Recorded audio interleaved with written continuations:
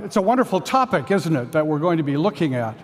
If the conference proper is on the gospel and on the second Adam, then it's appropriate that we spend some time here at the pre-conference to think a little bit about the beginnings of things, the creation of God, the first Adam, what God's purpose was in creation. And I'm tasked with trying to look rather broadly at the subject of creation, its design, its meaning. And I think that is just such a splendid topic, and one easily covered in 22 minutes. It's a glorious topic, isn't it? To pause and think for a minute about what God has made.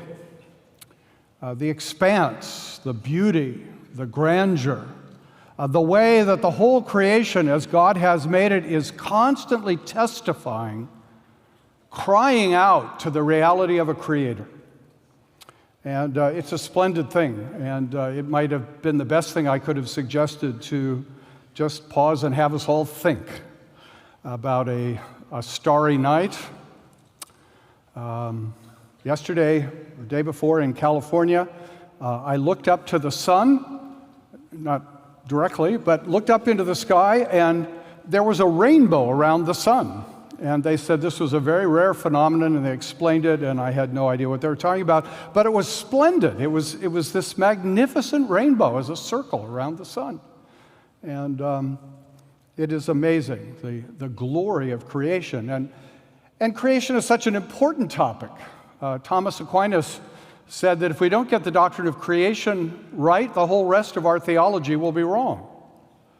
And so foundations are critical, aren't they? They are so important to be understood and reflected on. In our day, creation has become a hugely controversial topic.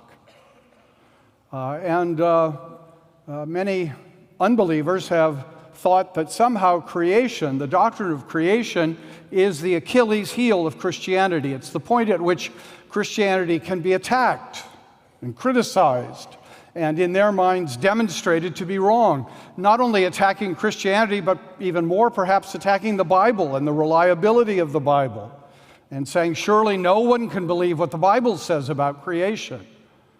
And so this has evoked amongst Christians some very important and valuable defenses of the Bible and of the Bible's doctrine of creation, and that enterprise of defending the Bible is such a very important one. But I do fear that if we spend all our time simply engaged in controversy about creation, if we spend all our time just thinking about those areas in which we're attacked, we may miss some of the blessing that God meant for us to have in His revelation about the meaning of creation. So in this opening address, I don't want to talk about controversies. I want to talk about the central truth of what God is teaching us in the Bible about creation. And I think the more we as Christians have firmly in mind the blessedness of the doctrine of creation, the more it will encourage us in our Christian life. But I think the more it will also enable us to speak a word about Christianity that will be attractive to people who aren't Christians. The doctrine of creation should never be an embarrassment to us or simply controversy for us. But the biblical doctrine of creation is, in fact, one of the most attractive elements, one of the most important elements of Christianity. And there is something really tragic about those who find themselves trapped in a world they don't understand because they don't have a doctrine of Christianity and of creation. And so I hope as we look very quickly at the opening of what the Bible tells us about creation, it'll be an encouragement to us and a strengthening for us in talking to those we know about Christianity and about the great doctrine of creation revealed to us. And I want to say basically three things, which almost makes this a sermon. three things about creation. That the biblical doctrine of creation is at least these three things: that creation is personal, that creation is plentiful, and that creation is purposeful. And I think as we look at those things, we'll be greatly encouraged to see what God intended to reveal to us in the Bible about creation. And of course, we all know those splendid opening words of Genesis 1, "In the beginning, God created the heavens and the earth." In the beginning, God already was. And that God who already was began time. And when he began time, he also created everything. He created the heavens and the earth. And as the Nicene Creed so wonderfully puts it, and all things visible and invisible. There is nothing in all creation that God did not create. No matter how far out we go, in light years, all those things God created. And no matter how far down we go into subatomic particles, all those things God created. No matter how far back we can go in history, all that God set into being. God is the source of all. And the God of Abraham, Isaac, and Jacob is a personal God. You notice that Genesis 1 says God, without any qualification, created. Moses, when he wrote Genesis, didn't have to explain to the Israelites who heard and read Genesis who God was. They already knew God. They already knew who Moses was talking about when he talked about creation. And the God that is being talked about here was already known to the original readers and hearers of this book as the God of Abraham, Isaac, and Jacob. Our God, Moses is saying, is that God. Our God is not, like the gods of the nations, a limited tribal power. But our God is that personal God who has entered into covenant with us, but also created everything in heaven and on earth. And that what means that the beginning of all natural reality is in a person. And I think it's hard to overstate the importance of that in our world. Most people who proudly reject Christianity and embrace the glories of modern science as they understand it, and we should never forget modern science has many glories that we should appreciate. But many of those people believe they live in a completely impersonal universe. That's part of the reason behind, it seems to me, the almost frenetic effort to find life somewhere else in the universe. Modern evolutionists hate the notion that we're unique. If we're unique, that would stand against their whole interpretive model of the universe. It might almost imply, don't say this to anybody, don't let out the secret, it might almost imply a creator with a special purpose. But you know, it's lonely in an ever-growing universe where there's no other person. They are really postulating a world that is not only impersonal, a universe that is not only impersonal, but is dead. And that's really kind of scary stuff if you really pause and think about it. And the great Christian doctrine of creation says, no, we're not lonely in the universe. We're not alone in the universe. We don't exist in a dead universe where we're all speedily heading towards death. But we live in a universe of life because it was brought into life by a living, personal God. And what a blessedness that is. What a joy that is. And that personal God brought this universe into existence, culminating his creating activity in the creation of persons. That's another part of the personal character of the universe. God's purpose was that creation would culminate in the creation of mankind, of males and females, who would bear his image. That's the whole purpose. And he testifies to that in Genesis 1 in a really fascinating way, it seems to me.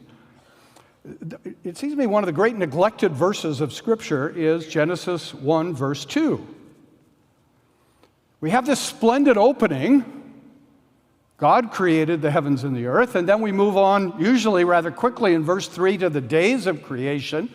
But verse 2 is really critical. Having said God created everything, then Moses says, now the earth. God created everything, but he had a particular regard, a particular intention, a particular purpose for the earth. And he turns to the earth, having created it, and he says, what's it like? It's empty, and it's dark, and it's covered with water. Now that's very important, because it's being empty and being dark and being watery is no problem for God. God doesn't need light to see. God doesn't need land to stand on. God doesn't need stuff around him to be interested. Right from the beginning, you see, when God thinks about the earth, he's thinking about the earth as to how he will prepare it for man. It's man who needs light. When I say man, I'm an old man, so that includes women. Don't feel excluded. It's man who needs light. It's man who needs land. It's man who needs stuff around. That's a technical term. And so, what do the days of creation show us? It shows God dealing with these problems. He deals with the problem of darkness, he deals with the problem of wateriness, and he deals with the problem of emptiness.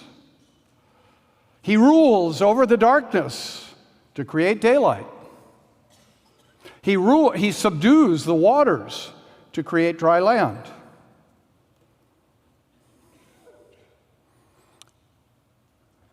And then he fills the empty earth with many creatures. And when God is doing all of those things, he is creating, as a person, this plenitude that surrounds us, this remarkable plenty that we see on every hand. And again, I think sometimes we don't take enough time to contemplate the vast spaces God created, the heavens, the seas, the lands. We don't perhaps rejoice enough in the diverse inhabitants that he's made, the sun, the moon, and the stars for the heavens, the birds in the air, the fish in the sea, the animals on land. Such diversity. And we're intrigued by that as human beings, aren't we? It's part of the motive, I think, that lots of human beings feel to travel. Having just flown in from California, I'm less interested in travel than I used to be. But we travel to see interesting geology. We travel to see interesting creatures. People like to go on safaris in Africa to take pictures of the vast array of animals, so intriguing to us. What an amazing world God has made. And this plenty that God has lavished on his creation is for us in a profound way. It's for us that we may be able to flourish and be fulfilled that we're able to have fellowship, that we're able to have fun. Now, there aren't a lot of verses in the Bible about fun, and we as Calvinists usually ignore even the ones we have. But we're not committed to that as a matter of principle. Fun is okay. Psalm 104:15, celebrating the creation, says that one of the things that God has given us in creation is wine to gladden the heart. Now, I know in a Baptist church that means grape juice, but it's a wonderful declaration of fun. Grape juice can be fun.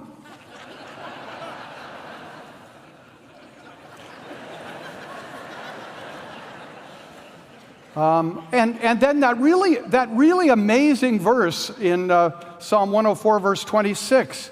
He created the Leviathan, which you formed to play in the sea. Isn't that great? There are people who go whale watching off the coast of California to watch the whales play in the sea. God intends that there should also be fun in this world. And of course, he means this world to fascinate us. We are students of creation in so many different ways. And it always amazes me how people have so many different interests. I have a very good friend in California who is actually interested in mathematics. This is a complete mystery to me. There are some rather interesting things in the history of mathematics, but mathematics by itself.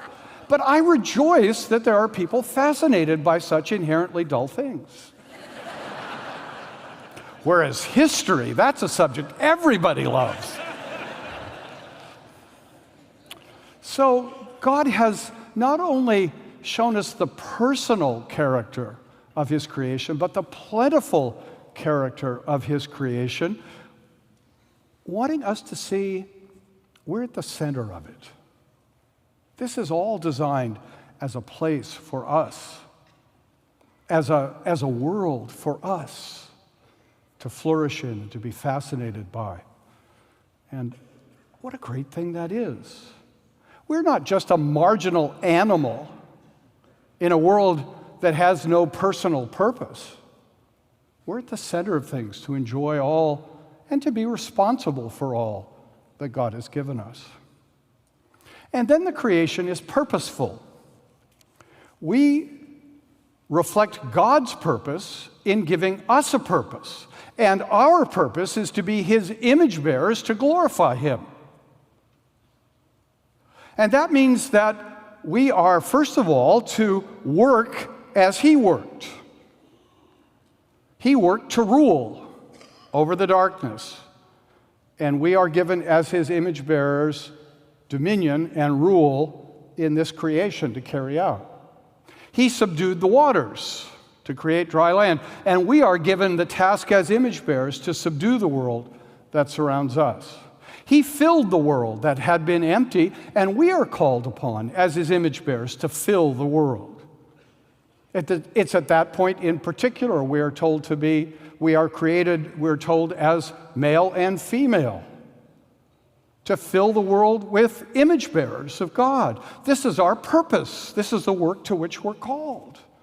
And what a glorious thing that is, to realize we have a divine purpose to reflect our divine Maker. We're not left around purposeless to just invent meaning for ourselves. That's what much of the modern world is all about. And that's why there's so much trouble in the modern world. During the primary in New Hampshire, we heard about the huge problem with heroin in New Hampshire amongst middle class and rich kids. Why is that? They have no purpose. They see no meaning to their animal lives. And the Christian doctrine of creation says you have a purpose, a divinely given purpose, a glorious purpose to bear the image of God and glorify him and to work in this world. But not only to work, but also to rest. One of the most important things said in the early verses of Genesis is that bearing the image of God means we are not only workers with a purpose, but we are also resters with a purpose. Far too little attention, in my judgment, is paid in discussions of creation to the seventh day of creation, when God rested. Why did God rest? If you say he was tired out,